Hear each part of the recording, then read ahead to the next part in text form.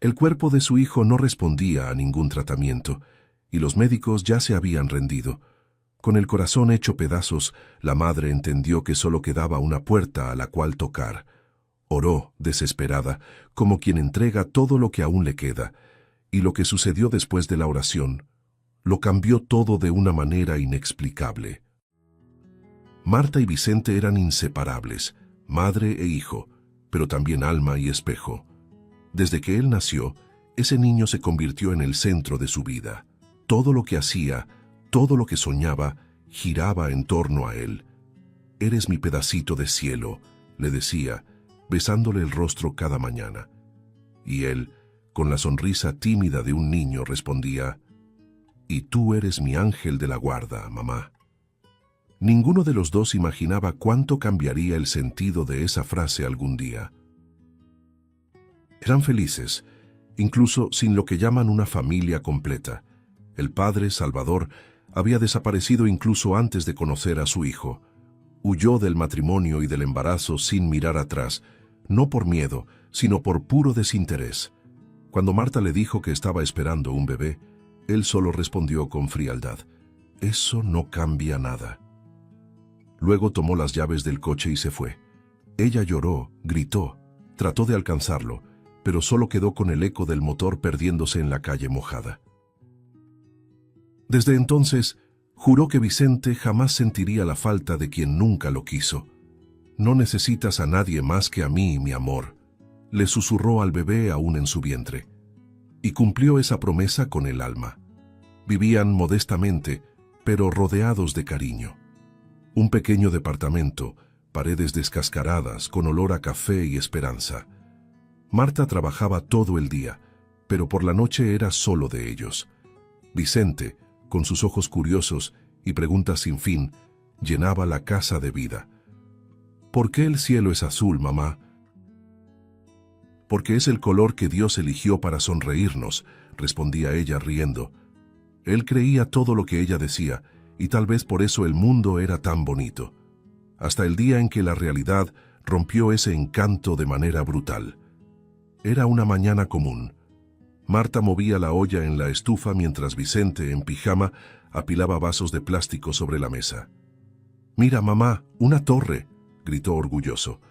Ella se volteó para verlo sonriendo. Pero la sonrisa murió antes de llegar.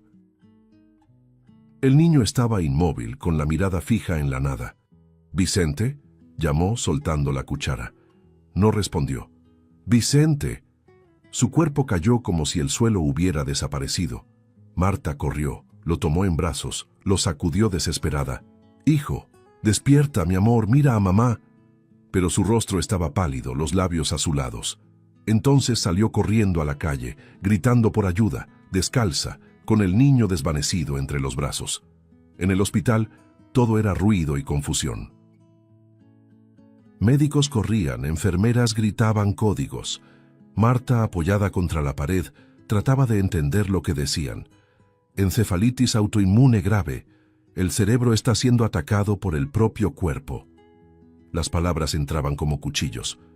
«Pero va a estar bien, ¿verdad?», preguntó con los ojos llenos de lágrimas. Nadie respondió. El niño fue llevado a terapia intensiva. Los días se convirtieron en semanas. Marta dormía en sillas, contaba los latidos del monitor como quien cuenta oraciones. Hasta que un médico con el rostro cansado la llamó al pasillo. «Señora Marta, lo hemos intentado todo. Ya no hay actividad cerebral significativa». Se quedó sin aire. «¿Qué quiere decir con eso?», susurró.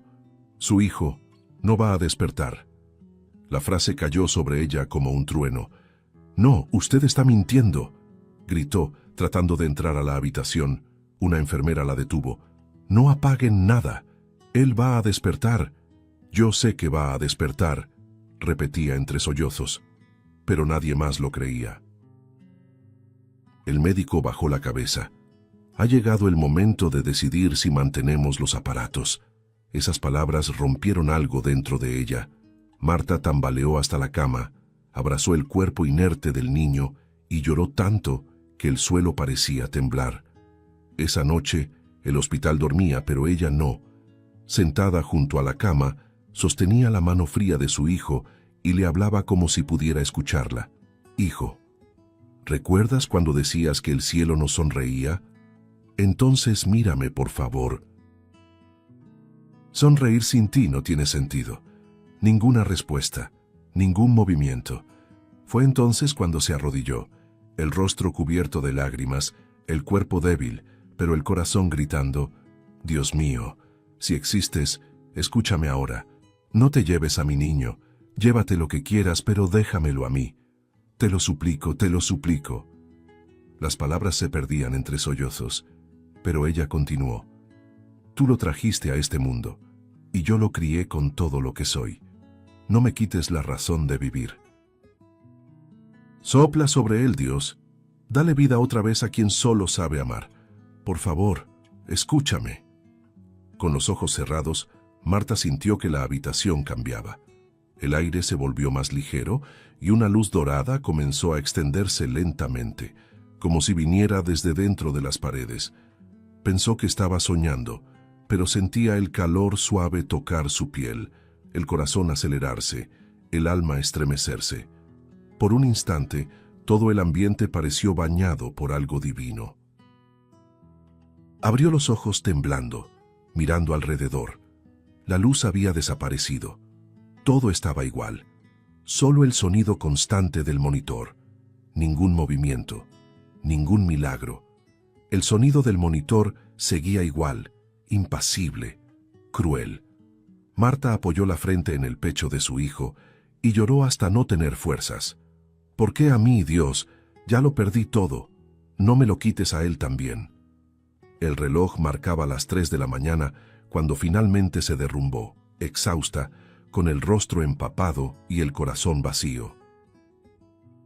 Afuera comenzaba a amanecer, pero dentro de esa habitación la luz parecía haberse apagado para siempre. El amanecer llegó sin promesas. La habitación aún olía a desesperación y suero, y el cuerpo de Marta parecía vacío, como si hubiera dejado el alma en alguna de las oraciones que hizo durante la madrugada. Apenas notó cuando el sol se filtró por la rendija de la cortina. Solo despertó al escuchar el sonido de los aparatos, un bip más rápido, insistente. Abrió los ojos sobresaltada. «Dios mío, no. Por favor, no». Pero el sonido no era de alarma.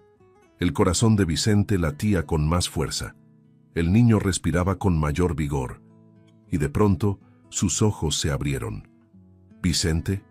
Su voz salió ronca, incrédula. Él parpadeó despacio, como quien regresa de un lugar muy lejano. «Mamá». Esa palabra pareció romper el silencio que había dominado la habitación durante semanas. Marta gritó, llamó a los médicos, lloraba y reía al mismo tiempo, aferrándose a la pequeña mano de su hijo. Los profesionales entraron corriendo, atónitos. Uno de ellos miró los monitores y negó con la cabeza, en shock. «Es imposible. Este niño estaba en coma profundo», murmuró.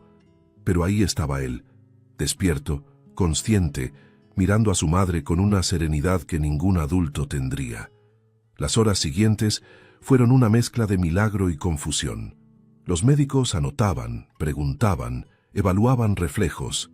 Marta, de pie junto a la cama, casi no parpadeaba, como si temiera que todo desapareciera. Cuando quedaron solos, ella le acarició el rostro.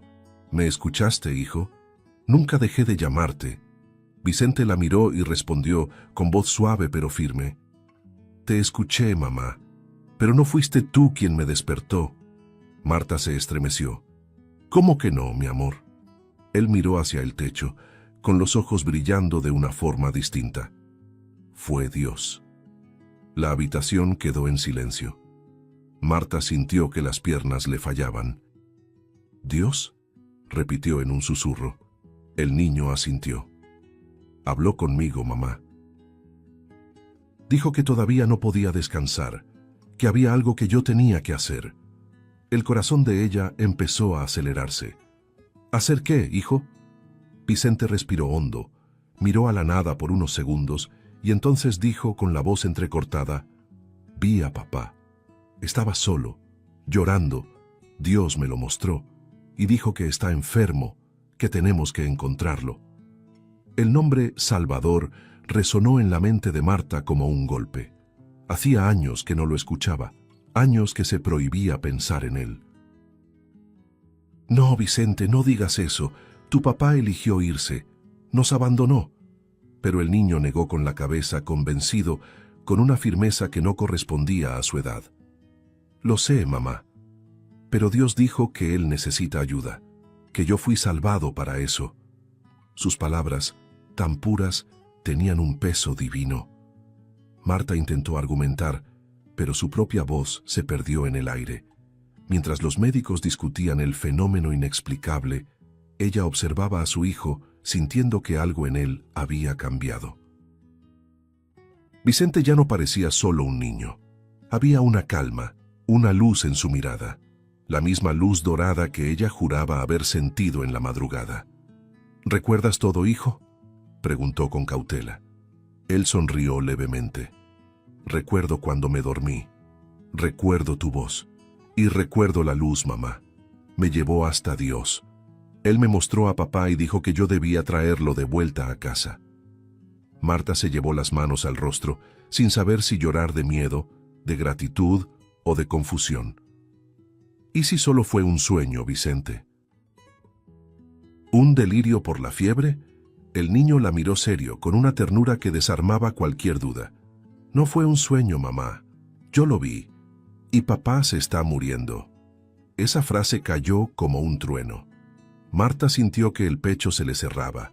La imagen de Salvador, el hombre que la abandonó, invadía ahora el único espacio que había logrado mantener a salvo, el corazón de su hijo. Mientras él cerraba los ojos, cansado, Marta se quedó ahí sentada a su lado, con el sonido de los monitores regresando a la normalidad. Miraba ese rostro sereno y pensaba en todo lo que habían vivido: el abandono, el dolor, el milagro imposible. Algo dentro de ella luchaba entre la razón y la fe, pero las palabras del niño no salían de su mente. Dios me despertó para esto. Y por primera vez, Marta sintió que tal vez ese milagro no había sido solo una bendición, sino el comienzo de una misión que aún no comprendía. En los días que siguieron, el hospital se convirtió en una extensión del milagro. Médicos de otras áreas venían a ver al niño que volvió de lo imposible. Algunos lo llamaban caso clínico extraordinario. A Marta, promesa viva. Pero para ella, cada mirada curiosa era solo un recordatorio de que algo más grande estaba en movimiento. Aún así, cada vez que Vicente repetía que Dios lo había despertado para una misión, su corazón se oprimía. ¿Cómo puedo aceptar que el mismo hombre que nos abandonó ahora sea parte de un propósito divino?, pensaba. La idea parecía absurda, incluso cruel. Vicente, sin embargo, no cedía. En cuanto volvió a caminar, pidió papel y lápiz. «Quiero dibujar lo que vi, mamá». Marta guardó silencio, observando cómo la pequeña mano trazaba la figura de un hombre delgado, con barba descuidada, acostado sobre un suelo frío. «¿Es papá?», preguntó en voz baja. Él asintió. Dios me lo mostró así, triste, enfermo, y dijo que necesito encontrarlo antes de que sea demasiado tarde. Marta desvió la mirada, luchando contra el recuerdo de Salvador, el hombre que le dio la espalda cuando más lo necesitaba, el que la dejó sangrando de dolor y orgullo. «Hijo, a veces Dios habla en sueños solo para que perdonemos por dentro, no para traer de vuelta a quien se fue». Pero Vicente, con la mirada firme, respondió: «No, mamá, esta vez es para traerlo». En los días siguientes, Marta intentó convencerse de que el niño solo estaba confundido, pero las coincidencias comenzaron a inquietarla. Una enfermera comentó distraídamente sobre un hombre en estado grave en el hospital público de la zona norte. El nombre, creo que era Salvador. El corazón de Marta se congeló. Intentó ignorarlo, pero esa noche, al acostarse, recordó la luz dorada que había visto durante la oración y cómo desapareció cuando abrió los ojos. ¿Y si no fue un delirio? ¿Y si lo que dijo el niño es verdad? Pensó, sintiendo que el alma se le agitaba. Por la mañana encontró a Vicente sentado al borde de la cama, con las piernas colgando y una mirada que parecía más vieja que su propia infancia. «Mamá, tenemos que ir. Yo sé dónde está». Ella lo miró en shock. «¿Cómo que sabes dónde está? ¿Quién te lo dijo?». Él respondió con la calma de quien carga una certeza divina. «Dios me mostró el camino». Y fue imposible negarse. Marta respiró hondo, tomó su bolsa y llamó a un taxi. Durante el trayecto, miraba por la ventana y pensaba en todo lo que la vida le había quitado, y en lo que ahora parecía querer devolverle de forma dolorosa e inevitable. El hospital público era lo opuesto a todo lo que conocían. Pasillos húmedos, un fuerte olor a alcohol y abandono, enfermeros exhaustos, pacientes gimiendo en camillas improvisadas. Al entrar, Marta sintió que el estómago se le revolvía. «¿Con quién puedo hablar sobre un paciente llamado Salvador?», preguntó en recepción. La encargada hojeó unos papeles y respondió sin levantar la vista. «Sala 3B, cama 6, cáncer hepático en etapa terminal». El sonido de esas palabras pareció tragarse el aire del lugar. Marta se quedó inmóvil. Vicente apretó su mano. «Vamos a verlo, mamá. Dios no se equivoca». Cuando corrieron la cortina, el tiempo pareció detenerse. El hombre en la cama no se parecía al Salvador que ella recordaba. Delgado, el rostro hundido, la piel amarillenta, los ojos profundos y el cuerpo consumido por la enfermedad. Él tosió y giró el rostro, avergonzado. «No, no puede ser», murmuró con la voz quebrada. Marta contuvo el llanto. Salvador parecía un fantasma de sí mismo. «¿Tú viniste a verme?», preguntó, intentando cubrirse el rostro con las manos. Ella no respondió. Fue Vicente quien dio un paso al frente, acercándose al hombre destruido. «Hola, papá». El tono dulce del niño cortó el silencio. Salvador comenzó a llorar, encogiéndose, invadido por la vergüenza y el dolor. «No merezco escuchar eso. Les fallé. Viví en las calles, hijo. Dormí debajo de puentes. Bebía para olvidar lo que hice, pero nunca olvidé. Me convertí en basura. Dios debió llevarme antes». Marta giró el rostro, tratando de contener el llanto. Vicente tomó su mano sin dudar. «No eres basura, papá. Dios todavía te está esperando». El hombre sollozó, apretando con fuerza la pequeña mano. «Ya no sé rezar, hijo. Creo que lo olvidé». Y el niño sereno respondió: «Entonces yo rezo contigo». Las lágrimas de Salvador se mezclaron con las del niño. «Hice tanto daño, Vicente. Tu mamá merecía algo mejor. Yo merezco morir aquí». Vicente negó con la cabeza, con la firmeza de quien llevaba más fe de la que cabía en su cuerpo. «Dios no te trajo hasta aquí para verte morir, papá. Él me mostró que todavía hay tiempo». Salvador levantó los ojos húmedos hacia Marta sin saber qué decir. «No sé por qué vinieron, pero gracias».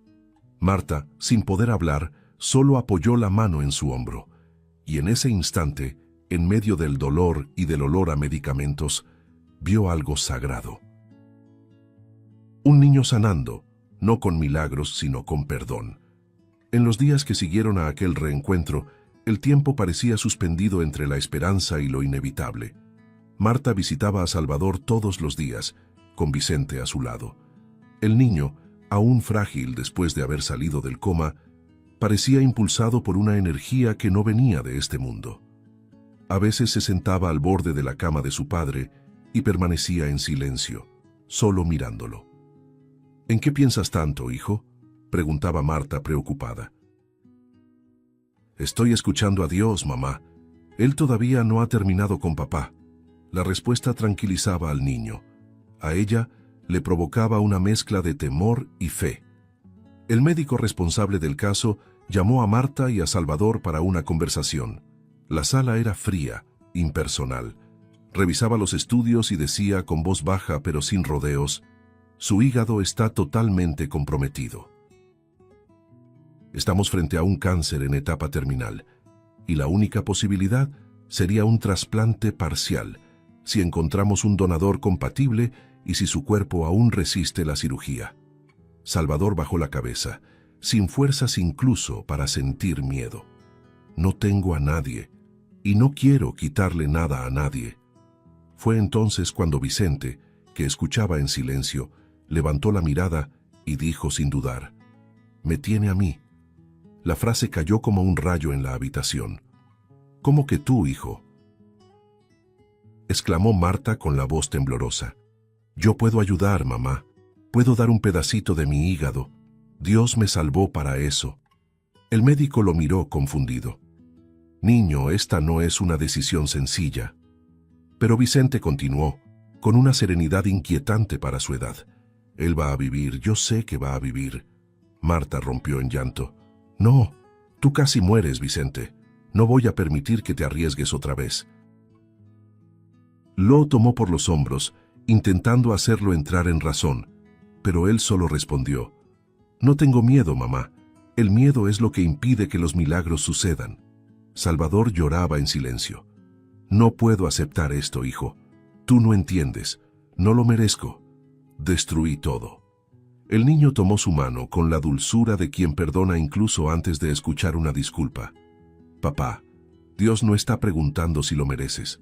Solo quiere saber si aceptas». Las palabras resonaron profundamente.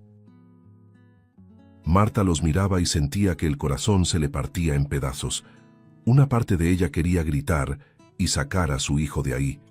Otra parte veía, con una mezcla de miedo y reverencia, que algo más grande estaba ocurriendo frente a sus ojos. Esa noche, Marta no durmió. El sonido de los respiradores, el olor del hospital, el cansancio, todo giraba en torno a un solo pensamiento. ¿Y si él tiene razón? ¿Y si ese niño realmente fue salvado para salvar a otro? Se levantó, salió al pasillo y se apoyó contra la pared fría. Las lágrimas corrían en silencio. «Dios mío, si de verdad es tu plan, dame valor, pero si no lo es, perdóname, porque no sé qué hacer». Del otro lado de la pared, Vicente dormía en paz, como quien ya conocía la respuesta. Por la mañana el médico regresó con los resultados de compatibilidad. «Es compatible». Las palabras cayeron sobre todos como un golpe cargado de asombro y destino. Marta se cubrió la boca con las manos. Salvador cerró los ojos intentando contener el llanto. No quiero. No puedo aceptar, prefiero morir». El niño se acercó a la cama, firme. «Papá, morir ahora sería renunciar a lo que Dios ya empezó». Marta cayó de rodillas, incapaz de soportar la presión de ese momento. «¿Por qué, Dios? ¿Por qué otra vez con mi hijo?». Y entonces escuchó a Vicente decir, calmado, casi en oración: «Porque así es como Él muestra su amor». El silencio que siguió fue pesado, casi sagrado. Salvador, entre sollozos, miró al niño y murmuró: «Tienes demasiada fe para un cuerpo tan pequeño». Vicente sonrió, secando las lágrimas de su padre con sus propias manos. «Es que yo ya vi el cielo, papá, y ahí aprendí que la fe es lo que nos conecta de nuevo con la vida». Marta lo observaba, sin saber si estaba frente a un milagro o a un sacrificio. En el fondo, sentía que quizá ambos eran lo mismo. La fe del niño empezaba a mover incluso las certezas del hombre más perdido que había conocido. En los días siguientes, la tensión creció como una marea imposible de contener. Marta se debatía entre el instinto de proteger a su hijo y la sensación de que algo divino guiaba cada paso. Las oraciones se volvieron más intensas, las miradas entre madre e hijo más largas y las conversaciones con Salvador más humanas. «No sé si saldré vivo de esto», dijo él una mañana, «pero por primera vez quiero intentarlo». Vicente apretó su mano. Entonces Dios ya empezó el milagro. Y en ese instante, Marta comprendió. La fe de su hijo no era inocencia, era poder. Los días previos a la cirugía fueron un torbellino de miedo, fe y silencio. Marta ya no sabía si respiraba o rezaba. Cada mañana miraba a su hijo e intentaba memorizar cada rasgo: el cabello despeinado, la forma en que fruncía la nariz cuando pensaba, la sonrisa tranquila que escondía una valentía imposible. «No tienes que hacer esto, mi amor», le decía, tratando de mantener la voz firme. Vicente solo sonreía y respondía, «Pero ya lo hice, mamá, le dije que sí a Dios». Y ese sí pesaba como el sonido de algo eterno, una promesa hecha entre el cielo y la tierra. En el hospital, el ambiente era de tensión y reverencia. Los médicos, acostumbrados a la rutina fría de las cirugías, parecían inquietos. Había algo distinto en ese caso, algo que nadie lograba explicar. Uno de los cirujanos comentó en voz baja, «Nunca he visto a un niño así. Habla con una calma que me desarma». Y era cierto. Mientras preparaban los procedimientos, Vicente mantenía las manos juntas, los ojos cerrados, murmurando oraciones. «Dios, cuida a papá, y si así debe ser, usa mi cuerpo para sanar el suyo». Las enfermeras, habituadas al dolor, salían de la habitación con los ojos llenos de lágrimas. Salvador, en cambio, estaba destrozado. El cabello escaseaba. El rostro era un mapa de culpa. «No merezco esto», repetía con voz débil. «No merezco lo que están haciendo por mí». Marta se sentó a su lado y le tomó la mano. «Nadie merece un milagro, Salvador. El milagro no es un premio, es misericordia». Él la miró con los ojos enrojecidos, incapaz de responder. Por primera vez en muchos años, no había rabia entre ellos, solo humanidad. Vicente, observando la escena, respiró hondo y dijo, «Ahora lo entienden. Dios quiere unir lo que el pecado separó». La mañana de la cirugía, el hospital amaneció diferente. Un viento suave recorría los pasillos, y el sol, que normalmente apenas entraba por las ventanas, iluminaba cada rincón como si bendijera ese día. Marta caminaba de un lado a otro, incapaz de quedarse quieta. El sonido de sus pasos resonaba en el piso blanco, como si cada uno fuera una oración. Cuando llevaron a Vicente al quirófano, ella lo acompañó hasta la puerta. «¿Tienes miedo, hijo?», preguntó con la voz quebrada. Él sonrió, con esa serenidad que no parecía de este mundo. «Tengo fe, mamá». Y la fe es lo contrario del miedo. El reloj comenzó a torturarla en cuanto la puerta se cerró. Las horas se arrastraban, lentas, crueles. Marta caminaba en círculos por el pasillo, con la mirada fija en el suelo, murmurando oraciones que ya ni sonaban como palabras. Eran gemidos, súplicas, respiraciones. «Señor, quédate ahí dentro con ellos. Sostén la mano de mi hijo. Dale fuerza al hombre que un día me hirió». Cada vez que una enfermera pasaba, su corazón se aceleraba. Cada vez que sonaba el teléfono, pensaba que sería la noticia, buena o mala, que lo cambiaría todo. Del otro lado de la pared, dos corazones luchaban por sobrevivir, unidos por algo que la ciencia jamás comprendería. Mientras tanto, dentro del quirófano, el ambiente era tenso. El sonido de los monitores se mezclaba con el murmullo de las voces y el brillo frío de las lámparas quirúrgicas. Vicente, anestesiado, parecía en paz, como si durmiera en los brazos de Dios. Los médicos se miraban entre sí, conscientes de la delicadeza de aquella operación. Un trasplante parcial de hígado entre padre e hijo, un adulto devastado por la culpa y un niño que ya había desafiado a la muerte. Afuera, Salvador era preparado. Intentó decir algo antes de quedarse dormido y una lágrima rodó por la comisura de sus ojos. «Perdón», fue la última palabra antes de perder el conocimiento. El tiempo perdió sentido.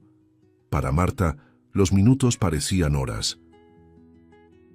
Miraba el crucifijo en la pared y trataba de encontrar allí una respuesta.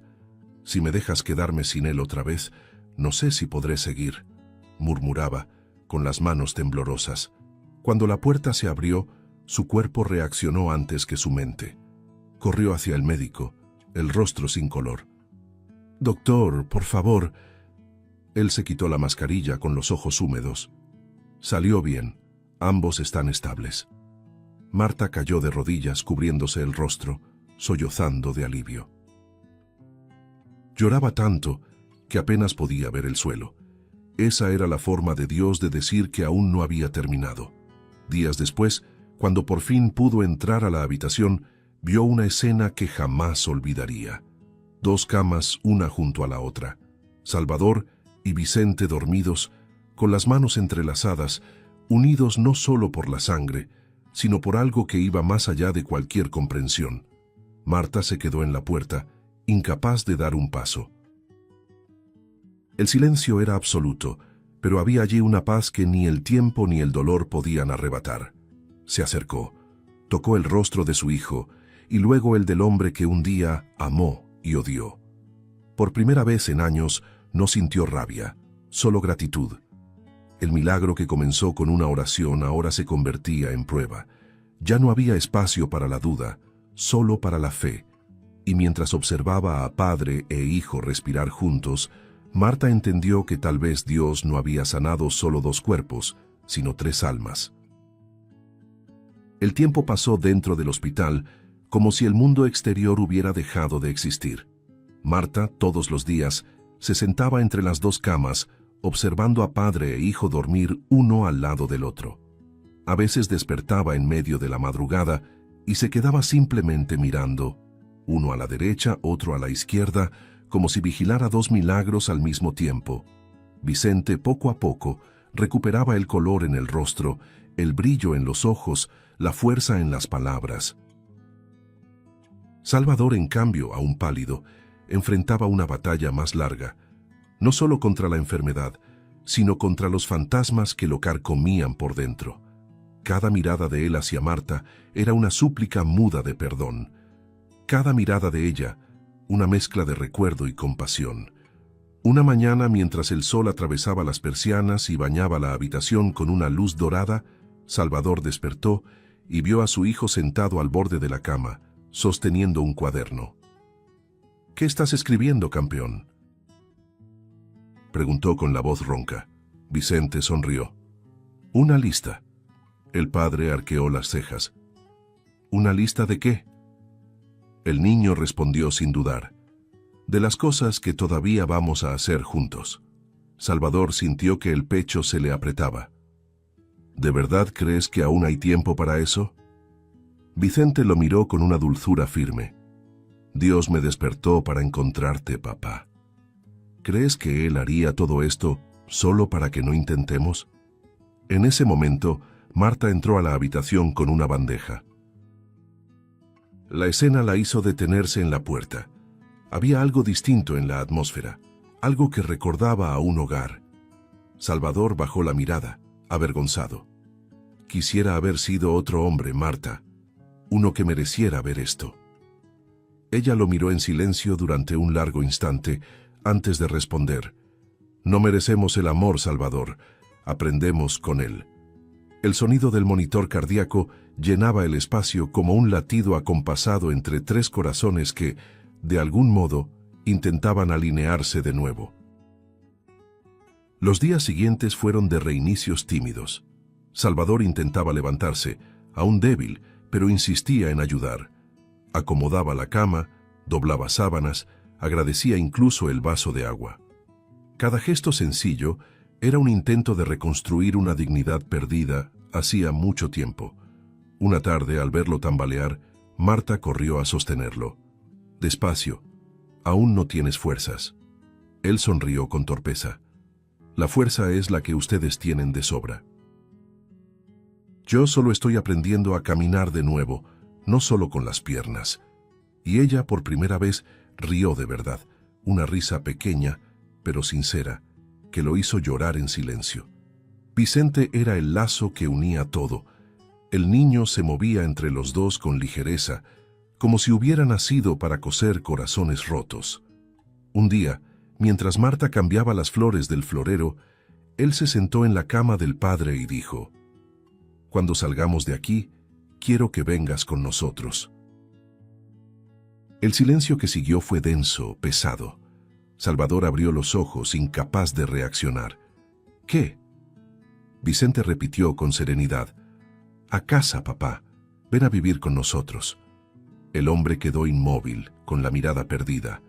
«Yo no puedo», Les hice sufrir demasiado, no merezco ese perdón. El niño negó con la cabeza, sonriendo. Pero Dios ya te perdonó. Solo falta que tú lo aceptes. Marta, que había escuchado todo, apoyó el florero sobre la mesa y se acercó despacio. Él quiere, Salvador. Y si él quiere, la puerta está abierta. Su voz era firme, pero los ojos revelaban la emoción. Salvador permaneció en silencio durante largos segundos, incapaz de responder. El aire parecía demasiado pesado para caber en el pecho. ¿Están seguros de esto?, preguntó con un hilo de voz. Tenemos fe en ello, respondió Marta. Él bajó la cabeza, vencido por una humildad que nunca había sentido. Las lágrimas cayeron y las dejó correr sin vergüenza, sin disimulo. Esa noche, mientras el hospital dormía, Salvador permaneció despierto, observando a su hijo dormir. La luz tenue del pasillo dibujaba sombras en la habitación, y el sonido rítmico de los aparatos lo arrullaba en un silencio que no sentía desde hacía años. «¿Cómo es posible, Dios?», no murmuró. «Huí de todo lo que era bueno, y ahora este niño me enseña a vivir». Por primera vez, no había culpa, solo gratitud.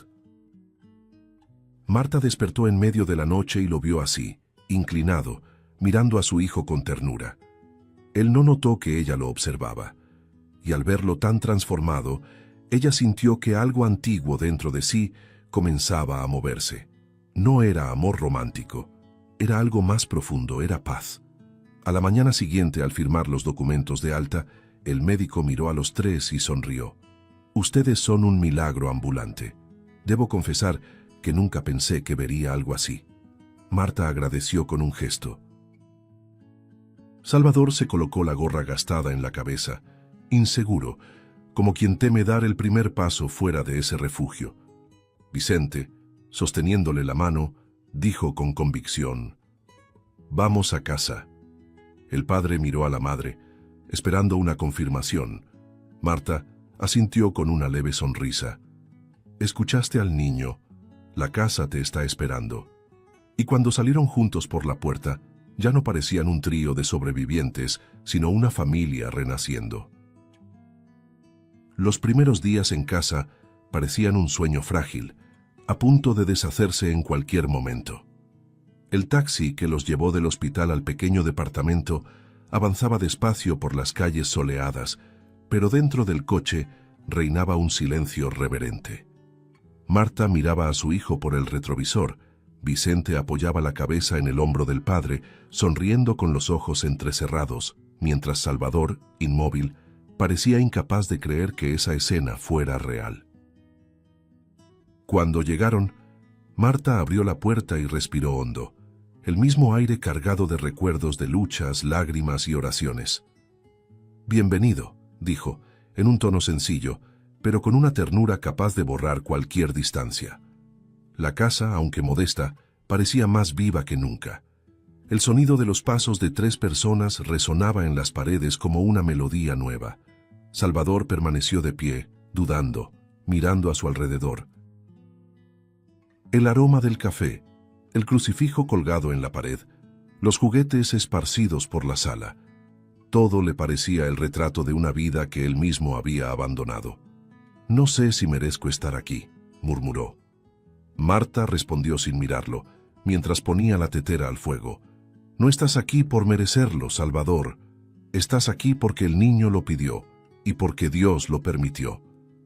El silencio que siguió estuvo lleno de significado. La nueva rutina comenzó tímida, casi ensayada. Salvador se levantaba temprano, aún cansado, e insistía en ayudar. Lavaba los platos, barría el patio, a veces intentaba cocinar, y aún equivocándose con la sal, sonreía como quien prueba el perdón en pequeñas dosis. Vicente lo acompañaba en todo, como si temiera que su padre volviera a desaparecer. «¿Todo bien, papá?», preguntaba siempre atento. «Sí, hijo, solo estoy aprendiendo a vivir otra vez», respondía él, tratando de ocultar la emoción. Y cuando terminaban el desayuno, los 3 se sentaban a la mesa, y ese momento sencillo era más sagrado que cualquier misa. Marta, al principio, observaba todo desde la distancia. Su instinto la mantenía alerta, como quien teme que el pasado regrese por la puerta trasera. A veces, al ver a Salvador enseñándole a Vicente a regar las plantas o a arreglar el portón, su corazón se debatía entre el alivio y el recuerdo. «Ha cambiado», se decía a sí misma, aunque todavía sin creerlo del todo. Por las noches, se encerraba en el cuarto y agradecía en silencio. Gracias, Dios, por un día más en el que lo imposible sigue vivo. Era un proceso lento, doloroso, pero real. Cada pequeño gesto empezaba a reparar las grietas dejadas por los años de abandono. Una tarde, mientras el sol doraba el patio, Salvador se arrodilló frente a Vicente y dijo: «Pasé mucho tiempo huyendo de mí mismo, hijo. Ahora quiero correr solo para alcanzarte». El niño lo abrazó sonriendo. «Entonces corre despacio para que no me canse». La respuesta hizo que Marta sonriera también, apoyada en el marco de la puerta. Por primera vez, sintió que el dolor que había guardado durante tanto tiempo comenzaba a perder peso. La fe del niño era como una pequeña llama que resistía cualquier viento, y sin darse cuenta, calentaba dos corazones fríos que volvían a latir al mismo ritmo. Las noches eran el mayor desafío. Salvador despertaba sudando, atormentado por recuerdos de cuando vivía en las calles. A veces lloraba en silencio. «Soñé con la oscuridad», confesó una madrugada. Marta, en lugar de responder, le llevó una cobija y se sentó a su lado. «La oscuridad ya no te pertenece», dijo en voz baja. Vicente, que escuchaba todo desde el cuarto contiguo, apareció con su almohada en las manos. «¿Puedo dormir aquí?», preguntó. Y los tres se quedaron dormidos juntos, compartiendo el dolor y la esperanza. Con el paso de las semanas, la casa volvió a llenarse de risas, aromas y voces. El pequeño jardín floreció otra vez, y hasta el reloj de la pared, detenido desde hacía años, volvió a funcionar. Salvador, ahora más fuerte, empezó a leer la Biblia con Vicente todas las noches. «¿Sabes, papá?», dijo el niño una vez, «yo creo que Dios nos rompe solo para luego arreglarnos bien». Salvador lo abrazó conmovido. «Y tú fuiste el arreglo que Él me envió». Marta, al escuchar eso desde la cocina, se llevó las manos al pecho, llorando sin vergüenza. En esa casa sencilla, donde antes solo había añoranza, comenzaba a nacer un nuevo tipo de milagro, el milagro cotidiano del amor reconstruido. Era el atardecer. El sol se escondía lentamente detrás de las montañas, tiñendo el cielo con tonos de cobre y violeta. Marta, Salvador y Vicente estaban sentados en la terraza, rodeados por ese silencio tranquilo que solo llega después de una larga tormenta. El viento mecía las cortinas, el aroma del café recién hecho llenaba el aire. Nadie decía nada, hasta que Salvador, con los ojos humedecidos, tomó las manos de ambos y rompió el silencio. «Lo perdí todo. El amor, la fe, la dignidad. Pero Dios me trajo de vuelta por medio del niño que yo abandoné». Marta respiró hondo. Por un instante, no vio frente a ella al hombre que la hirió, sino al hombre que luchaba por ser diferente. «Ya no eres el Salvador que nos dejó», dijo con dulzura. «Y yo tampoco soy la mujer que se quedó atrás. Creo que ahora estamos listos para ser lo que debimos haber sido desde el principio». Él sonrió, conmovido, sin poder responder. Solo apretó la mano de ella con fuerza, como quien hace una promesa silenciosa de no volver a irse jamás. Vicente los observaba con esa mirada luminosa que parecía cargar algo más grande que su edad. Entonces, con voz suave pero llena de convicción, dijo: «Cuando Dios hace un milagro, no es para que volvamos a ser quienes éramos, es para que nos convirtamos en quienes debimos ser desde el principio». El silencio que siguió fue profundo, hermoso, casi sagrado. Salvador lo abrazó, y Marta, con lágrimas en los ojos, se inclinó hacia los dos. Allí, entre brazos entrelazados y corazones redimidos, no había pasado ni culpa, solo un nuevo comienzo. El sol desapareció, pero una luz distinta permaneció encendida dentro de ellos. La fe, el perdón y el amor habían tejido lo que antes parecía imposible. Y mientras las estrellas comenzaban a aparecer en el cielo, Marta pensó en silencio que quizá el mayor milagro no había sido salvar la vida de su hijo, sino enseñar a 3 almas cansadas a vivir otra vez. Si te gustó el contenido, no olvides suscribirte al canal para ver más videos como este. Deja tu like para apoyarnos y activa las notificaciones para no perderte ninguna novedad. Eso nos ayuda a seguir creando lo mejor para ti. Hasta el próximo video.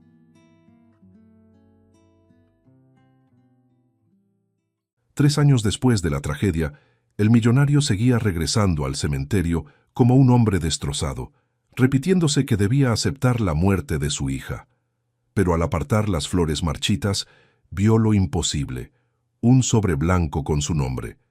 Dentro, con letra infantil, «Papá, no morí». Y lo que ese mensaje significaba, podía destruir todo lo que él creía saber. El portón de hierro rechinó cuando Armando Vázquez entró al cementerio. El hombre que alguna vez fue uno de los empresarios más ricos e influyentes de Monterrey, ahora caminaba como un espectro, con el traje arrugado, la mirada vacía y un ramo de lirios blancos en las manos. Habían pasado 3 años desde la tragedia que quemó su alma, el incendio que destruyó su mansión y se llevó consigo la risa de la pequeña Cintia, su hija. «Mi castillo se volvió el infierno», solía repetirse a sí mismo, incapaz de borrar el olor a humo que parecía seguir habitando en sus pulmones. Desde entonces, vivía rodeado de lujos inútiles y silencios que dolían más que cualquier ruina. El suelo de piedra fría parecía devolverle sus pasos como burlas. Cada flor marchita sobre las tumbas le recordaba la fragilidad de lo que había perdido. 3 años, y aún espero oírte llamarme papá desde la escalera, murmuró con la voz temblorosa. Un soplo de viento movió los árboles, y él sonrió sin alegría, como si el mundo se mofara de su luto. Armando se arrodilló frente a la lápida de mármol blanco, donde el nombre Cintia Vázquez estaba grabado en letras doradas, y colocó el ramo. «Feliz cumpleaños, mi ángel. Espero que el cielo tenga tu aroma». Por un instante permaneció ahí, en silencio, pero algo lo inquietó. Entre las flores anteriores, un pequeño sobre blanco, doblado con descuido, desentonaba con la simetría del arreglo. Armando frunció el ceño. Tomó el papel con cuidado. Su nombre estaba escrito en letras diminutas, casi infantiles. El corazón comenzó a latirle descompasado. ¿Quién dejaría esto aquí?», susurró, sintiendo el sudor frío correrle por las sienes. El sobre temblaba entre sus dedos y al abrirlo el aire pareció desaparecer del mundo. Dentro había un billete sencillo con pocas palabras escritas con lápices de colores. La caligrafía la reconocería entre 1000. Era torcida, torpe, con la misma P imperfecta que ella insistía en practicar durante las lecciones. «Papá, no morí. Ayúdame». La frase pareció desgarrar el aire. Armando dio un paso atrás, como si el suelo se hubiera hundido bajo sus pies. «No, esto no puede ser real», balbuceó. Sintió el cuerpo helarse, el papel temblando en sus manos. «Cintia, tú...». Las lágrimas brotaron antes de que pudiera entender lo que estaba pasando. «Es una broma cruel», pensó, apretando el billete contra el pecho. «Alguien está jugando con mi dolor». Pero pronto el miedo dio lugar a otra sensación, tan peligrosa como incontrolable: esperanza. ¿Y si fuera verdad?», susurró al viento, con la voz quebrada. El recuerdo de la noche del incendio invadió su mente. El fuego consumiendo el techo, los gritos de la niña entre la humareda, y él, impotente, tratando de alcanzarla. «Nunca vi el cuerpo», murmuró, con la mirada perdida. El ataúd estaba cerrado. Yo nunca vi su cuerpo. El razonamiento parecía una llama vacilante, oscilando entre la locura y la fe. Armando miró a su alrededor, buscando señales de alguien cerca, pero solo había silencio. Si es una broma, ¿quién haría algo así?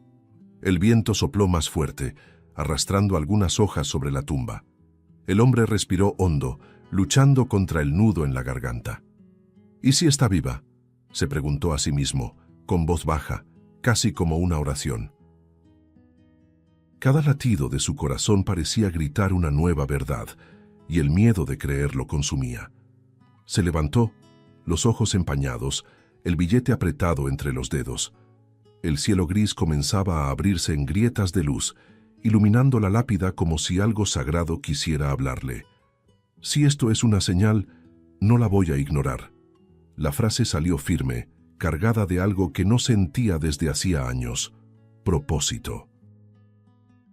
Caminó hacia la salida del cementerio sin mirar atrás, pero dentro de él, una duda latía con fuerza, y una chispa imposible comenzaba a nacer. Armando llegó a casa todavía con el billete apretado en la mano, como si el calor de sus dedos fuera la única forma de asegurarse de que aquello no se evaporara. La mansión, silenciosa y fría, parecía burlarse de lo que quedaba de él. Las paredes altas, cubiertas de cuadros antiguos y alfombras costosas, eran un recordatorio cruel de que el dinero no compra el tiempo, ni a la hija que el fuego le arrebató. Atravesó el salón principal, casi tropezando con sus propios pensamientos. El reloj antiguo marcaba la medianoche cuando llamó a Elvira.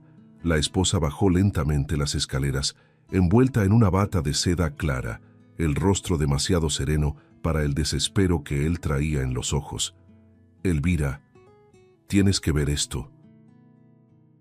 Su voz salía temblorosa, entrecortada. Ella se acercó con una leve arqueada de ceja, con ese aire de ternura que siempre usaba cuando lo veía vulnerable. «¿Qué pasó ahora, Armando?», preguntó, poniendo la mano en su pecho con una dulzura casi maternal. Elvira, madrastra de Cintia, siempre trataba de mantener la calma ante las fragilidades de su marido. Él abrió la palma, revelando el billete arrugado. Por un instante, su mirada vaciló, casi imperceptible.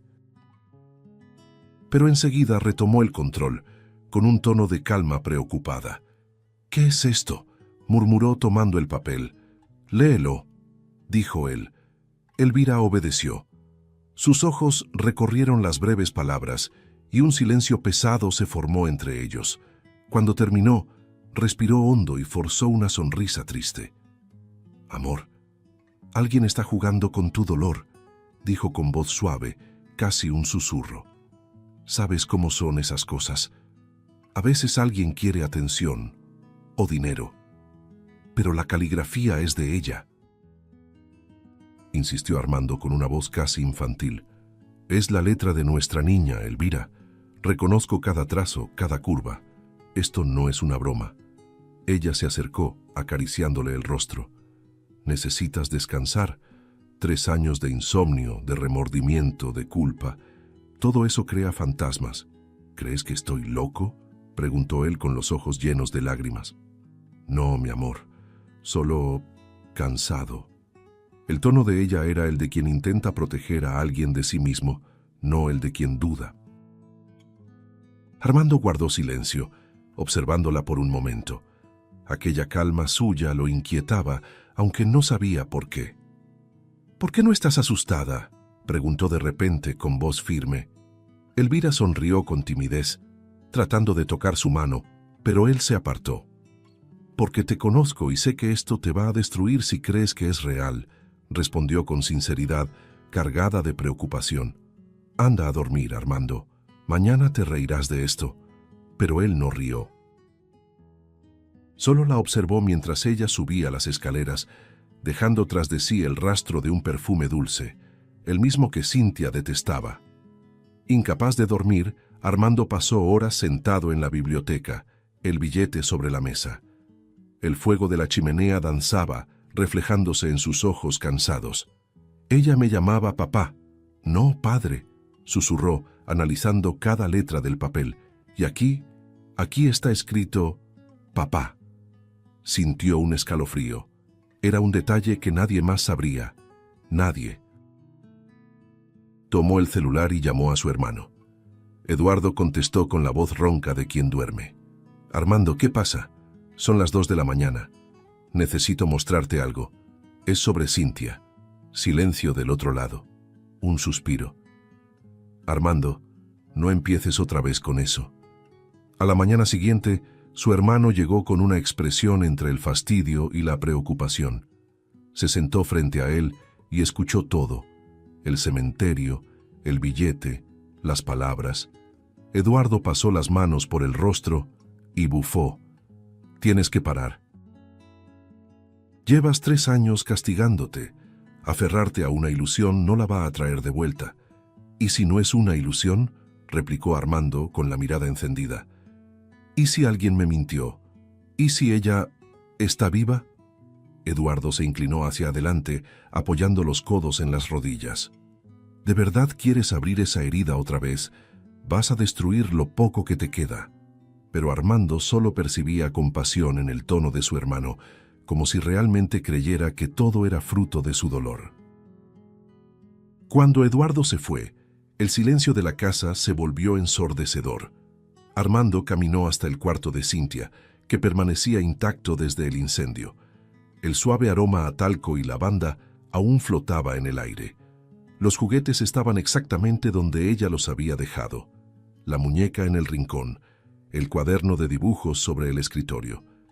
Se sentó al borde de la cama y colocó el billete sobre la almohada. «Si esto es verdad, dame una señal, hija», dijo en tono de plegaria. Afuera el viento sopló y la ventana rechinó, abriéndose lentamente. Armando cerró los ojos. El miedo y la esperanza se mezclaban como fuego y gasolina. Por primera vez en 3 años, el vacío dentro de él comenzaba a moverse. El día amaneció sin color. La luz atravesaba las pesadas cortinas del cuarto de Cintia, como si tuviera miedo de entrar. Armando había pasado la madrugada sentado al pie de la cama, con el billete sobre el regazo y los ojos fijos en la muñeca que ella llamaba Lili. «¿Recuerdas su rostro, Lili?», preguntó en un susurro cansado. El sonido de su propia voz le dolió. No dormía, no comía, no lloraba. Parecía un hombre atrapado entre el duelo y la locura, entre el pasado y una posibilidad absurda. Aquel billete, ese pequeño pedazo de papel, había abierto una herida que el tiempo fingió cerrar. En ese instante, algo dentro de él se encendió. Los recuerdos de la noche del incendio regresaron, uno a uno, con una claridad casi cruel. El fuego subiendo por las cortinas, el grito de la niña resonando, y después, la desesperación. No pude salvarla, pero tampoco vi su cuerpo. La frase salió temblorosa, pero cargada de una lógica que empezó a corroer su dolor. Recordó el velorio apresurado, el ataúd cerrado, las condolencias murmuradas, el médico diciendo que el calor había hecho imposible reconocer el cuerpo. ¿Y yo acepté eso?, gritó lanzando una fotografía contra la pared. El vidrio se rompió con un sonido seco, y él se quedó quieto, mirando el suelo, respirando hondo, como si el aire tuviera sabor a hierro. Aquella mañana, Armando condujo hasta el hospital donde su hija había sido declarada muerta. El mismo hospital donde había nacido. El guardia lo reconoció, dudó, pero lo dejó entrar. El pasillo parecía más pequeño de lo que recordaba, impregnado de desinfectante y ecos lejanos. Buscó la administración y la recepcionista, asustada por el tono urgente del hombre, llamó a un supervisor. «Quiero ver el acta de defunción de mi hija, Cintia Vázquez, emitida hace 3 años». El empleado intentó argumentar, pero la mirada de Armando lo silenció. «Es mi derecho», dijo él con una mezcla de desesperación y autoridad. El hombre desapareció unos minutos y regresó con una carpeta antigua, amarillenta por el tiempo. Armando hojeó las páginas con las manos temblorosas. El documento estaba ahí, fecha, firma, causa de muerte. Asfixia por inhalación de humo. Pero algo llamó su atención, el nombre del médico, Dr. Rubens Carvalho. El recuerdo le llegó borroso. Era el mismo hombre que se había negado a mostrarle el cuerpo, alegando condiciones inapropiadas para la visualización. «¿Dónde está ese médico?», preguntó. La respuesta fue corta, fría. «Falleció 2 meses después del incendio, señor Vázquez. Accidente automovilístico». Armando sintió el estómago revolverse. «¿Accidente?», repitió, más para sí mismo que para el otro. «Sí, señor. Un accidente extraño». El coche se incendió. Salió del hospital con las piernas temblorosas. El sol fuerte lo cegaba. El ruido de la calle sonaba distante. Se sentó dentro del auto, apretando el volante con fuerza. Un médico muerto, un cuerpo que nunca vi, y un billete diciendo que ella está viva. Su voz resonaba dentro del coche, quebrada. ¿Habrán mentido todo este tiempo? Las lágrimas regresaron, pero esta vez cargadas de otra emoción, rabia. Sentía la sangre latiendo en el cuello. Encendió el coche y condujo sin rumbo, con un solo pensamiento ardiendo. Si me mintieron, lo voy a descubrir. Más tarde, de vuelta en la mansión, Armando abrió el viejo cofre del despacho y sacó una caja de hierro donde guardaba documentos, periódicos y recortes de la época del incendio. Los esparció sobre la mesa, fotos de la casa destruida, notas policiales, reportes periciales. Ninguno mostraba el cuerpo, ninguno. Solo conclusiones frías firmadas por personas que ni recordaba haber visto. «¿Cómo pude ser tan ciego?», murmuró, frotándose el rostro con las manos. «Acepté la muerte de mi hija sin mirarla una última vez a los ojos, y el dolor que antes parecía dormido rugió dentro de él como una fiera herida. El reloj marcaba casi las 10 de la noche cuando se levantó, decidido. La duda ya no era un tormento, era una orden. Tenía que saber más, escuchar a quien aún pudiera darle respuestas. Y había una persona, una sola, que quizá guardaba lo que nadie más tuvo el valor de contar. Margaret, la niñera de Cynthia. Ella había desaparecido justo después del incendio, alegando trauma profundo. Armando respiró hondo, tomó el billete de la mesa y lo guardó en el bolsillo del saco. Si existe una posibilidad, aunque sea mínima, llegaré hasta el final.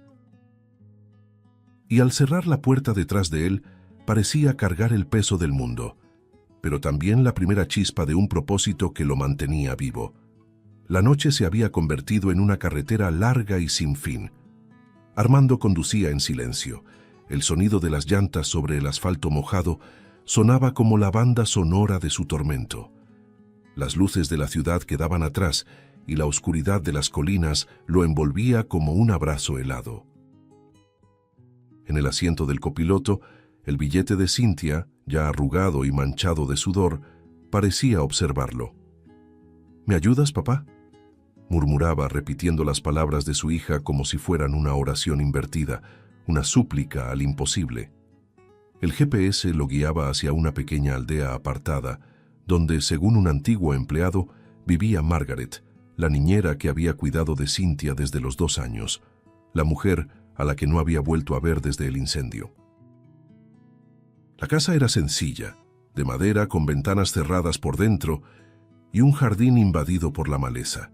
Armando estacionó frente al portón y permaneció unos minutos observando las luces tenues del interior. Respiró hondo, ajustó el abrigo y caminó hasta la puerta. Tocó 2 veces, nada.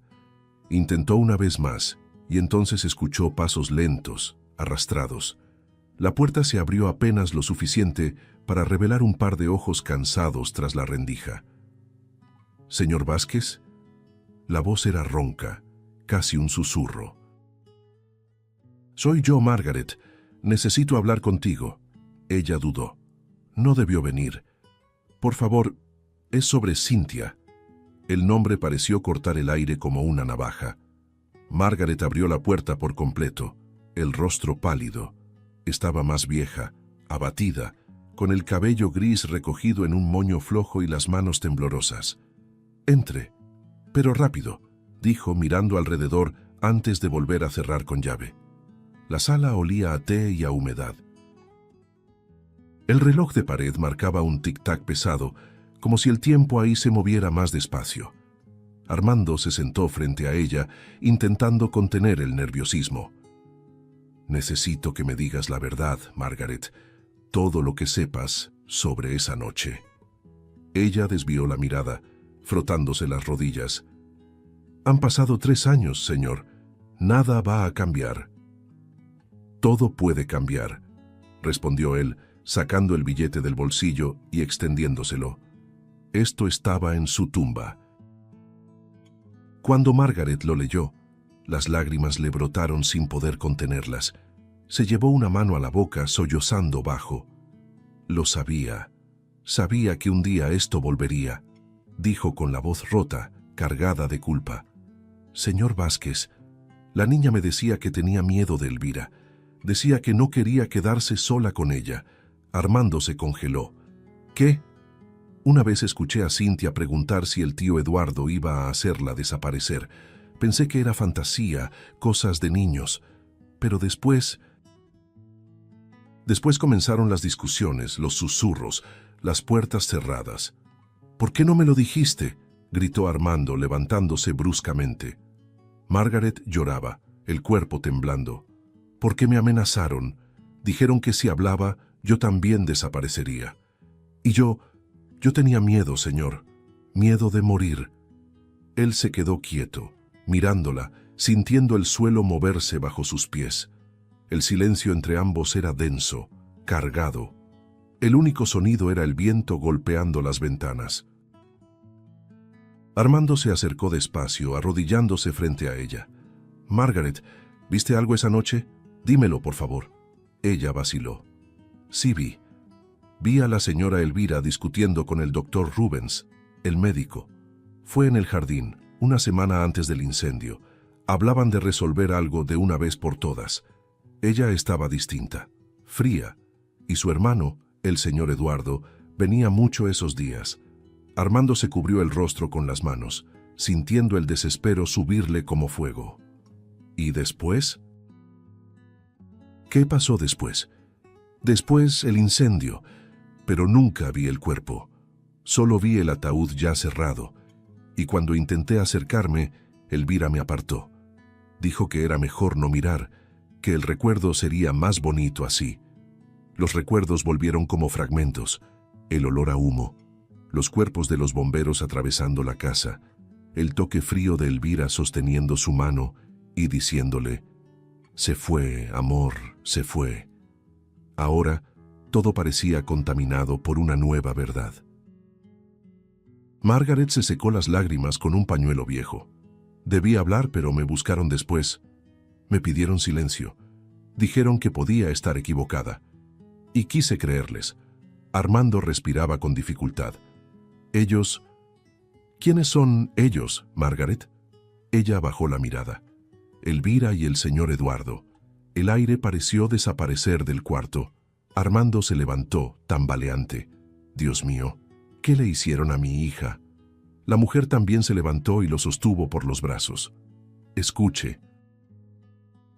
Si el billete apareció, es porque ella quiere ser encontrada. Ella está viva, señor Vázquez, lo siento». Esa frase encendió algo dentro de él, un brillo febril, un impulso incontrolable. Miró a su alrededor, intentando decidir qué hacer primero. Margaret, aún llorando, lo tomó del brazo. «No vaya solo. Si ellos ocultaron algo, van a intentar impedir que lo descubra». Pero Armando ya no la oía. Caminó hacia la puerta, el billete arrugado entre los dedos, el corazón latiendo como un tambor. «Pensaron que me habían destruido», dijo con voz firme, «pero ahora sé dónde buscar». Y al salir, bajo la llovizna fría, un pensamiento resonaba como promesa. La verdad estaba viva, así como su hija. Armando regresó a casa bajo el peso de 1000 pensamientos. El sonido de las llantas cortando la carretera se mezclaba con el murmullo de la lluvia fina que seguía cayendo, como si el mundo entero llorara junto a él. Cuando llegó a la mansión, la madrugada aún respiraba, y la oscuridad dentro de la casa parecía más densa que de costumbre. Se quitó el abrigo mojado, lo dejó sobre la butaca y fue directo al despacho. Encendió la lámpara del rincón, iluminando el ambiente con una luz amarillenta que proyectaba sombras alargadas en las paredes. La rabia y el miedo se mezclaban en un solo sentimiento: urgencia. Tomó la llave del cofre y lo abrió con las manos temblorosas. De dentro sacó carpetas, contratos antiguos y archivos de la empresa.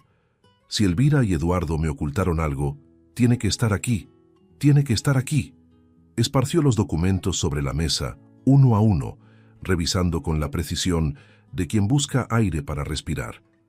Papeles de transferencia, estados de cuenta, memorandos internos, todo parecía rutinario, hasta que un mensaje cifrado llamó su atención. Era un correo impreso, fechado pocas semanas antes del incendio. Remitente: E. Umbe. Destinatario: E. Vázquez. Lo leyó despacio con el corazón acelerando. Todo será nuestro. Él está débil. La niña será el último obstáculo. El billete de Cintia cayó del bolsillo, posándose sobre la mesa como si tuviera vida propia. Armando se quedó inmóvil. El sonido de la lluvia desapareció. El reloj se detuvo. «Dios mío, ¿qué significa esto?», susurró, aunque la respuesta ya ardía dentro de él. Elvira y Eduardo, su esposa y su hermano, estaban unidos de alguna forma. Y Cintia pudo haber sido el precio. Se recostó en la silla, cubriéndose el rostro con las manos.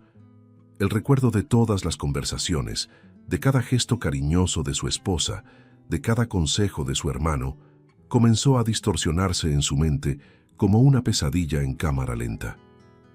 Ellos sabían lo que hacían, murmuró con voz ronca y ahogada. Se levantó y empezó a caminar por el despacho, respirando profundo, como si luchara contra un grito.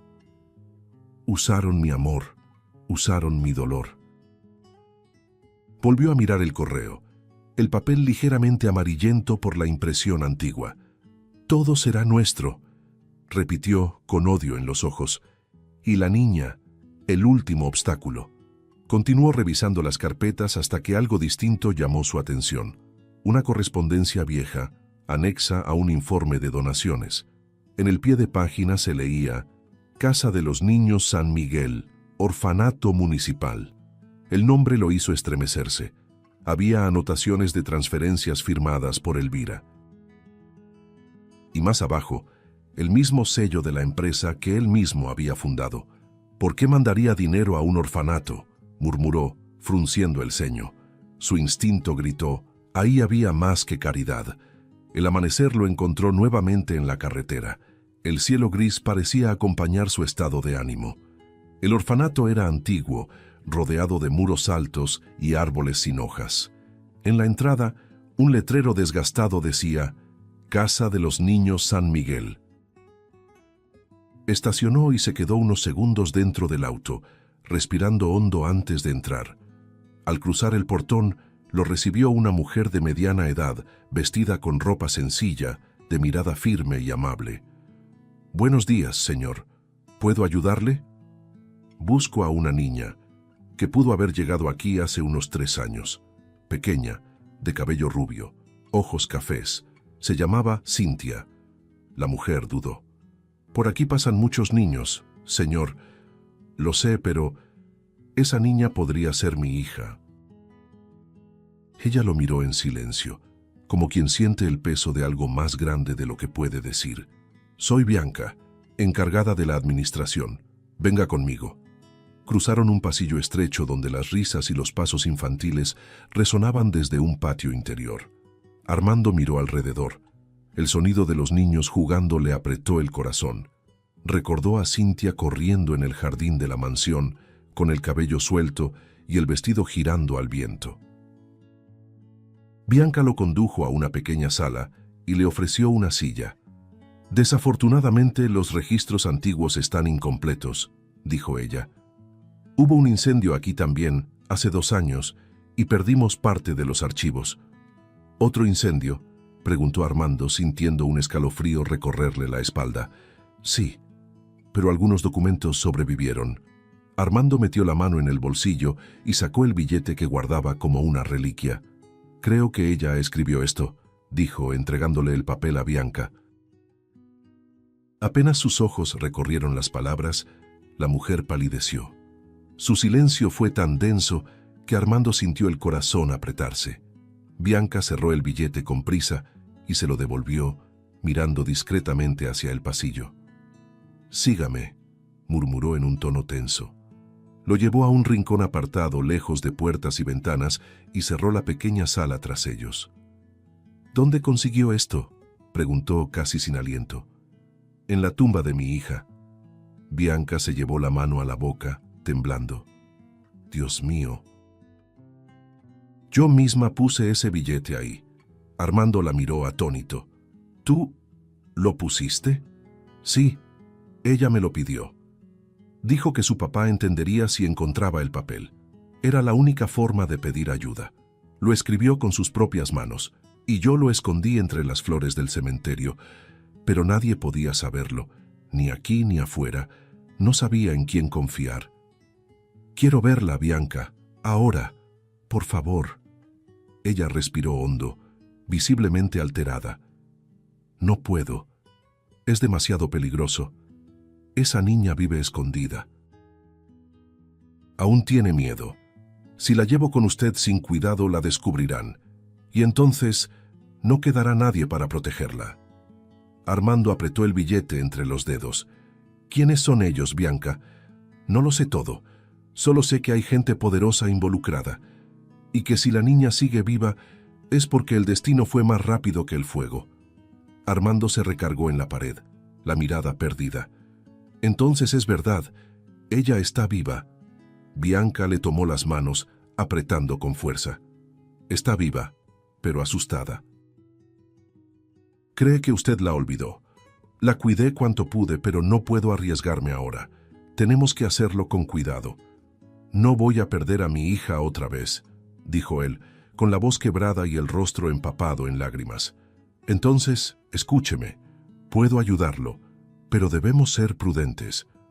«¿Por qué?», preguntó sorprendido. «¿Por qué me ayudaría?». Ella respiró profundo y respondió con los ojos llenos de lágrimas. «Porque le creo, y porque si fuera mi hija, haría lo mismo». Aquellas palabras atravesaron a Armando como un golpe y un abrazo al mismo tiempo. Por primera vez en 3 años, sintió que no estaba solo. «Mañana, en su casa, a las 7 de la noche, estaré allí, y la traeré a salvo». Armando sostuvo el papel con ambas manos, incapaz de hablar. Bianca lo miró una última vez antes de alejarse. «Pero, señor Vázquez, prepárese. La verdad puede salvar o destruir». Él se quedó ahí, solo, observando la puerta cerrarse lentamente. El billete de su hija, ahora acompañado por aquel nuevo papel, parecía latir entre sus dedos, y por primera vez, el miedo y la esperanza tenían el mismo rostro. La noche siguiente llegó envuelta en un silencio espeso.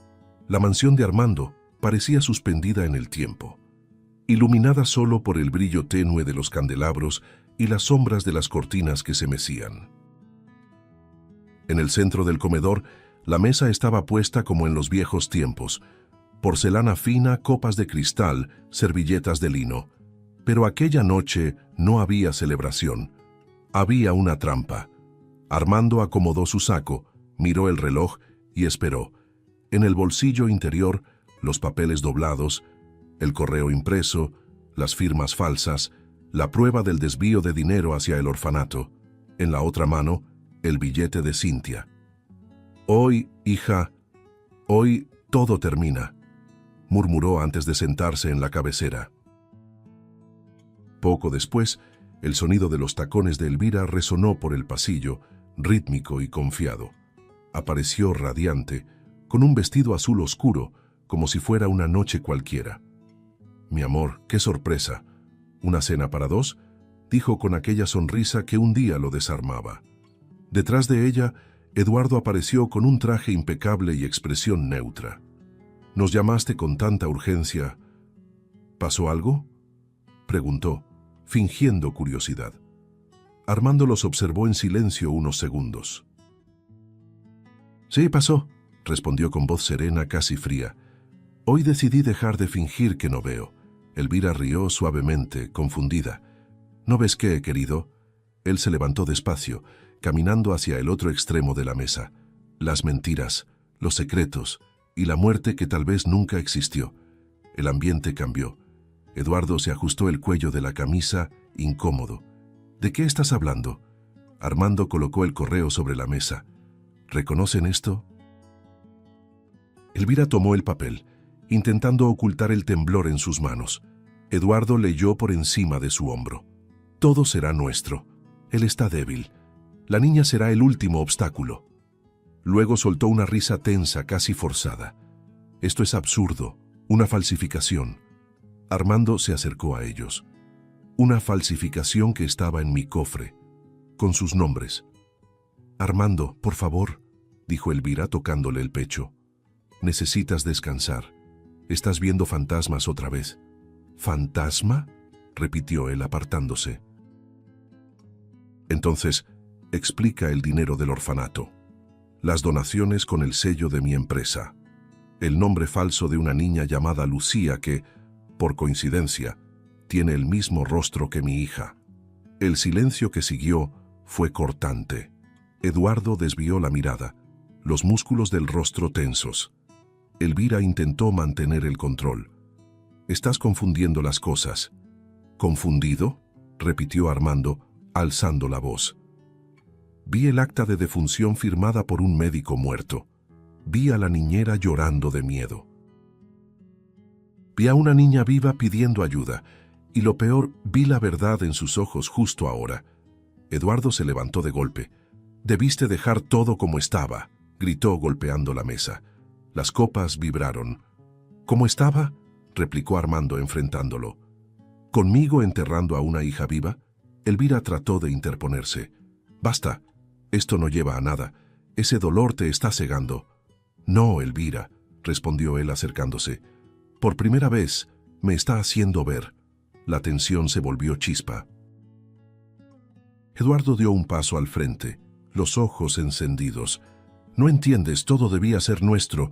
Tú siempre lo tuviste todo. La fortuna, la empresa, el respeto. Solo queríamos lo que también nos pertenecía». Elvira intentó detenerlo, pero él la empujó con brusquedad. La niña era el problema, la heredera. Mientras ella estuviera viva, nunca tendríamos nada. «Dios mío», susurró Armando, horrorizado. «¿Lo hicieron por dinero?». Elvira, temblando, trató de justificarse. «Fue un accidente. Ese incendio era solo para asustar, no para matar. Nadie sabía que ella sobreviviría». «¿Y ocultaron la verdad durante 3 años?», gritó Armando. Eduardo soltó una risa amarga. «Y funcionó, hasta que empezaste a escarbar». De pronto, el sonido de motores y pasos apresurados llenó el aire afuera. La puerta de la mansión se abrió de golpe, y luces rojas y azules inundaron el salón. Policías armados entraron en formación gritando: «¡Policía! ¡Nadie se mueva!».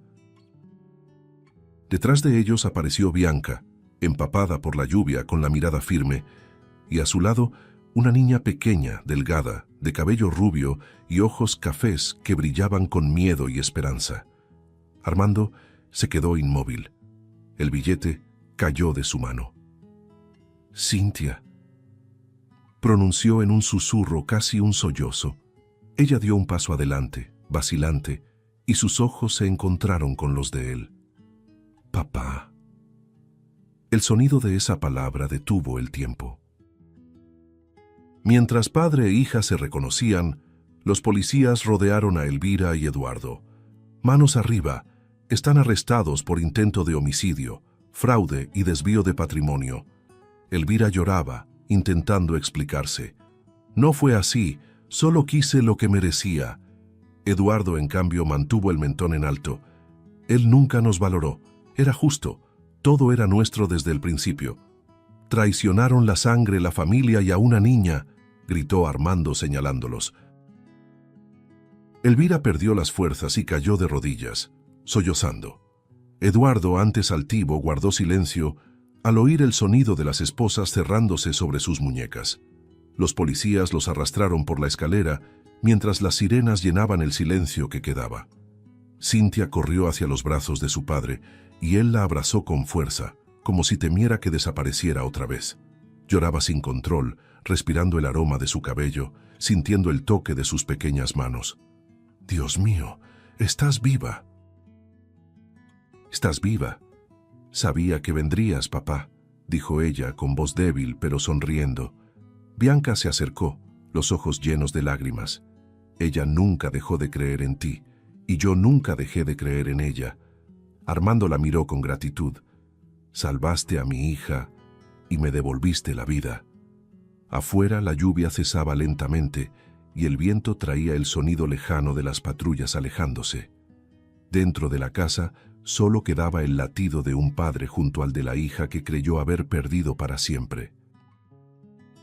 Armando se levantó con la niña en brazos. Bianca observaba en silencio, con una paz que hacía mucho no sentía. Él miró alrededor, respiró hondo y susurró, solo para Cintia: «Se acabó, mi amor, ya estás en casa». Y mientras el viento volvía a soplar por la puerta abierta, la mansión, antes manchada por la codicia y el dolor, parecía por fin volver a respirar vida. La mañana siguiente nació con una luz diferente, una que parecía nueva. El sol atravesaba las ventanas de la mansión sin pedir permiso, y el aire, antes pesado, olía a renacer. En el sofá, Cintia dormía tranquila, con el rostro sereno y el cabello extendido sobre la manta. Armando la observaba en silencio, el pecho subiendo y bajando en un ritmo que creía olvidado. Había tanta vida en esa niña que era imposible no llorar. Se arrodilló a su lado, tocó suavemente los mechones dorados y murmuró: «Volviste a mí, mi amor, y te juro, nunca más te perderé». Las palabras salieron bajas pero firmes, cargadas de promesa. Bianca apareció en el pasillo, descalza, con el rostro cansado pero con la mirada de quien había dormido en paz por primera vez en mucho tiempo. Llevaba una taza de café en las manos y una sonrisa contenida. «Durmió agarrada de tu mano toda la noche», dijo sentándose en el brazo del sillón. Armando sonrió, con los ojos todavía humedecidos. Lo hacía cuando era pequeña. Decía que, si la soltaba, tendría pesadillas. Bianca lo miró con ternura. Los niños solo duermen tranquilos cuando sienten el amor cerca, y ella lo tiene en ti. Él la miró de vuelta, y el tiempo pareció estirarse entre los dos. Había un silencio dulce, una comprensión que no necesitaba palabras. Por primera vez él sintió que no estaba solo. Los días siguientes fueron de reconstrucción. La casa, antes escenario de recuerdos oscuros, se llenó de risas y de pasos pequeños. Cintia volvió a jugar, a correr por los pasillos y a dibujar corazones coloridos en las paredes, mientras Bianca horneaba pasteles simples que hacían que la casa oliera a infancia. Armando observaba cada detalle con una sonrisa discreta, viendo cómo Bianca se agachaba para hablar con la niña, como si el mundo se detuviera para escucharlas. A veces, él solo se quedaba en la puerta en silencio viéndolas juntas, y sentía algo nuevo, suave pero profundo, crecer dentro de su pecho, una paz que no conocía desde hacía años. Las noches se volvieron más ligeras. Después de cenar, Cintia adoraba sentarse entre los dos, inventando historias donde todos eran héroes y nadie se perdía. Cuando la niña se dormía, Bianca y Armando se quedaban conversando frente a la chimenea, sobre todo y sobre nada. Hablaban de libros, de recuerdos, de miedos y de sueños que nunca habían compartido con nadie. «Hace tiempo que no escucho a alguien hablar con tanta verdad», dijo Bianca una noche. «Y hace tiempo que no me siento escuchado», respondió Armando mirando el fuego. Sus miradas se cruzaron un instante más largo de lo habitual. No necesitaban admitir lo que estaban haciendo entre ellos. Estaba en los gestos, en el silencio entre palabra y palabra. El tiempo avanzaba con delicadeza. Las heridas empezaban a sanar, y con ellas el amor encontraba espacio para florecer. Cintia, con su alegría contagiosa, los unía como quien cose un tejido rasgado. «Ustedes hacen buena pareja», decía con inocencia, haciéndolos reír y apartar la mirada, como adolescentes sorprendidos. Bianca se sentía acogida en aquella casa y Armando, por primera vez en años, encontraba ligereza en la compañía de alguien. Cuando ella pasaba cerca, él notaba el perfume discreto, la calma en su voz, la risa contenida. Cada detalle de ella lo atraía, no con urgencia, sino con gratitud. Era un amor que nacía de la serenidad, no de la carencia. Una tarde, mientras Cintia dormía, Armando encontró a Bianca en el jardín, regando las flores recién plantadas. La luz del atardecer la envolvía y el viento movía los mechones sueltos de su cabello. «Estás hermosa así», dijo sin pensar y enseguida intentó disimular sonrojado. Bianca sonrió, una sonrisa simple pero llena de significado. «Creo que la paz hace eso con uno», respondió. Él se acercó un poco más, sintiendo el corazón acelerarse, y añadió: «La paz o el amor». Sus miradas se encontraron y el mundo pareció suspenderse por un segundo. Ninguno de los dos dijo nada más, pero en ese instante, sin promesas ni declaraciones, supieron que algo verdadero estaba comenzando. Y esta vez, nada se perdería en las llamas. Meses después, la mansión que alguna vez estuvo marcada por la tragedia se vistió de luz.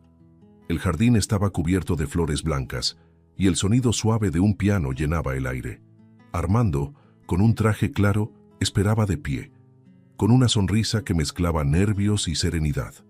Bianca caminaba lentamente por el pasillo de pétalos, vestida de blanco, los ojos humedecidos. Cintia iba delante de ella, con un pequeño ramo en las manos, irradiando alegría. Cada paso parecía borrar un fragmento del pasado, y el futuro, por primera vez, se sentía seguro. Cuando Bianca llegó al altar improvisado, Armando tomó sus manos con firmeza. «Devolviste la vida a esta casa», dijo él, con la voz entrecortada. Ella sonrió y respondió en un susurro: «Fue tu hija quien me mostró el camino». Lágrimas discretas rodaron por las mejillas de Cintia, que los miraba con una sonrisa pura, de esas que curan lo que el tiempo no puede. «Ahora tengo una familia de verdad», dijo abrazándolos con fuerza. El público se conmovió. Algunos lloraban en silencio, otros sonreían como si presenciaran un milagro. El sol, alto en el cielo, se reflejaba en los pétalos, y por un instante parecía que todo brillaba. El amor, el perdón, el renacer. Armando miró al cielo y susurró: «Gracias». No sabía si agradecía a Dios, al destino o a su propia hija, pero sentía que la vida lo perdonaba. Bianca apoyó la cabeza en su hombro y Cintia entrelazó sus manos. Allí, entre flores y promesas, el dolor se transformaba en memoria. El pasado, al fin, encontraba descanso, y la paz se vestía de blanco. Si te gustó el contenido, no olvides suscribirte al canal para ver más videos como este. Deja tu like para apoyarnos y activa las notificaciones para no perderte ninguna novedad. Eso nos ayuda a seguir creando lo mejor para ti. Hasta el próximo video.